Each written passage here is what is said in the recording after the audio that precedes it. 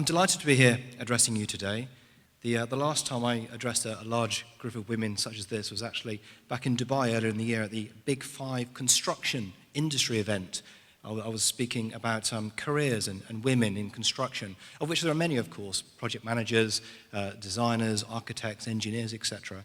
But in front of a large group of women who were speaking about careers, and alongside me I had 4 other men and a moderator. We only had one woman on stage, which was unfortunate, especially when one woman stood up and asked us, why are men talking about our careers? Now, actually, we were fortunate in that we had a member of the UN that spoke just a little bit earlier.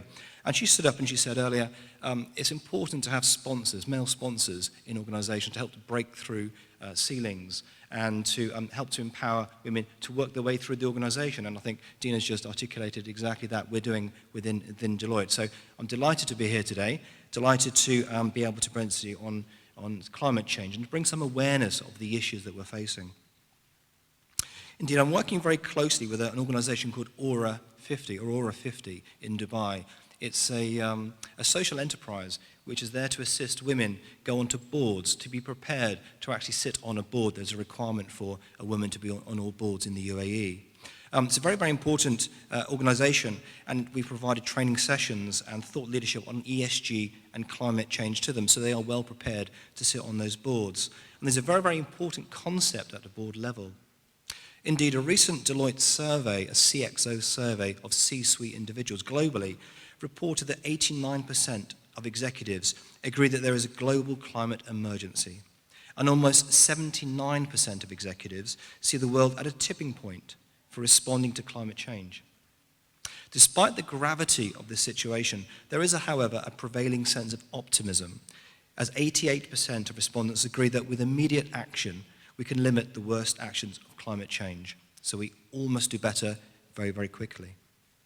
So climate change is indeed happening. Conchita just mentioned her view, her perception that the Qatar temperatures had increased over the last 10 years. But if we look at the last 150 years of climate records up to 2021, the warmest year on record was actually 2016, followed by 2020, 2019, 2017, and then 2015. So the last 8 years have indeed been the hottest in modern records. Now, there is an intergovernmental panel on climate change, the IPCC, an organization under the UN, and they've described the warming of the climate system since the earlier 20th century as unequivocal. It is happening. There is also widespread agreement on the reason for this is the increase of carbon dioxide and other emissions, such as methane, in the environment. And this blankets the Earth and creates this greenhouse gas effect. These greenhouse gases can stay in the atmosphere for hundreds of years, and the IPCC has also confirmed the link between human activity, particularly over the industrial age, and the increase of these human gases, these greenhouse gases.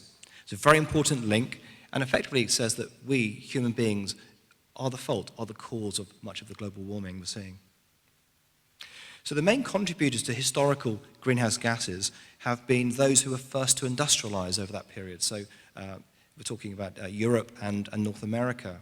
But increasingly, emissions are actually being produced at vast scales by China and India, particularly on the rise as they industrialize themselves.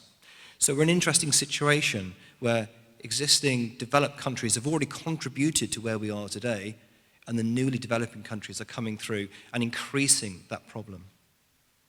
Now, planet Earth itself is no stranger to floods, droughts, wildfires, hurricanes, but it's the increased intensity and the ferocity of those events that climate change is manifesting.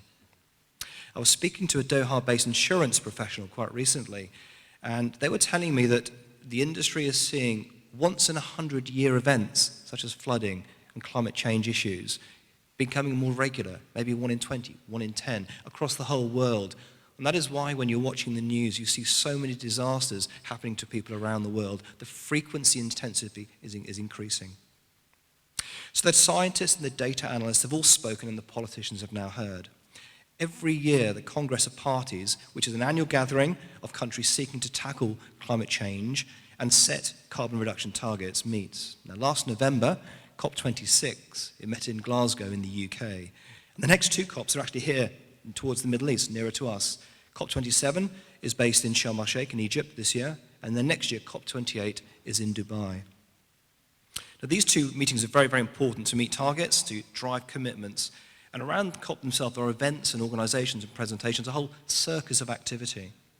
Now, it's thought that the Egyptian Congress of Parties, COP, is going to focus on the impact of climate change on communities, particularly in developing countries, and how they're exposed and what support is needed for them. Next year, the Dubai COP is going to focus a little bit more on solutions, technology, leadership, and international cooperation. So after the World Cup, the eyes of the world will still be on this whole region, looking to see how it can lead forward in thought and progress. Now, when I speak to my own colleagues globally about this region, they ask me, well, how mature is the Middle East in terms of ESG and climate change? And aren't their economies just fossil fuel based? Are they not causing the problem? And are these climate conscious activists and consumers out there pushing for change? And my own personal observation of this region is that the awareness of ESG and climate change is actually quite low, both at a company and also at a personal level. Perhaps we're a little immune to climate change.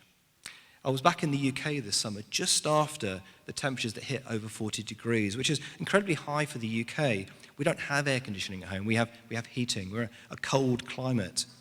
That means our infrastructure, the rail tracks, the tarmac on the roads, the bridges, people's houses, are not there to withstand heat, effectively. Things melted, tracks buckled, bridges cracked.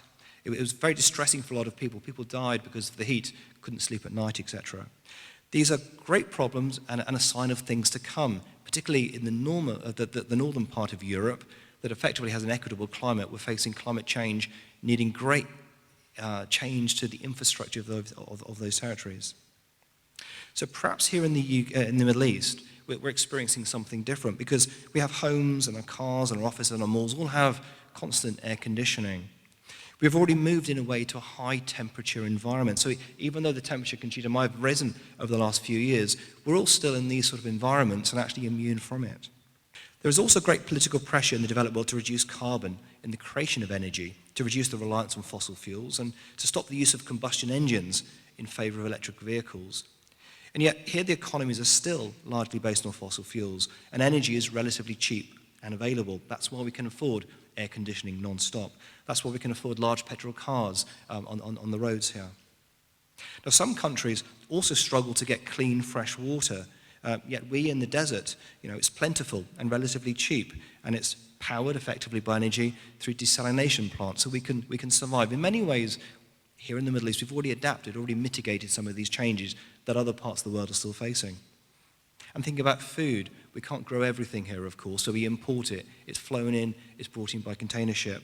We import food from wherever it's available in the world. But I think things are changing.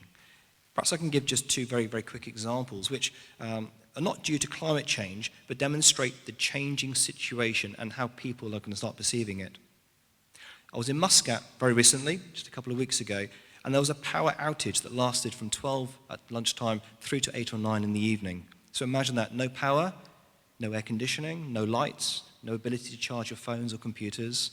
We went back to the hotel. We couldn't do anything in the evening. It went very, very dark very, very quickly. Now, it sort of struck me that even though that was non-climate change related, there are many people around the world who are experiencing very similar issues with basic utilities being denied. Now, perhaps Lebanon in the Middle East is experiencing similar things, but they have almost been prepared, and they have generators. They're ready for action when this happens. But Oman wasn't. And it's one thing to be talking about this, but something else to experience the heat building throughout the day. And yet that's what's happening in many parts of the world. We've all also experienced the COVID pandemic. It swept the world, kept us in our homes, schools were not open, airlines did not fly, factories did not operate. Some companies quickly adjusted, however. Restaurants started doing takeaway food. Taxis and deliveries, supermarkets started doing home deliveries.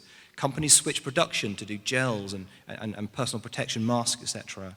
Electronic communication stepped up to allow us all to work from home using Skype and other versions of remote working and video conferencing. Technology, pharmaceutical companies all also stepped up to create new technology and vaccines, etc., that helped us through it. And that's exactly what we need to do in the face of climate change. Be aware of how it's going to impact it. What is it going to be like without basic utilities, and what can we therefore do? and to also recognise what we can do as individuals and also as companies to identify the risks and also the opportunities that we can actually move forward on. Now, in the Middle East, we're seeing a lot more activity. So governments are making commitments to a net zero. They're balancing the amount of greenhouse gas produced and also the amount removed from the atmosphere with ambitious programs. They're spearheading transition economies towards away from fossil fuel and innovating new energy solutions such as hydrogen and solar power. And companies are becoming far more aware of the need to consider ESG in their operations and their impact on the environment. They are becoming more aware of climate change. They're also becoming more aware of opportunities, and there are opportunities. This is the optimism that those CXOs said when we did our survey. They're looking at new services, new products, new industries, and people such as yourself who are becoming more aware of climate change's impact and asking, what can we do? Now, finally, at the last COP26, the UN Secretary General, Antonio Guerra, said at that event, "Our fragile planet is hanging by a thread. We are still knocking on the door of climate catastrophe. It's time to go into emergency mode, or our chance of reaching net zero will be exactly that, zero." I'll leave that thought with you. I hope you have a good conference. Thank you very much.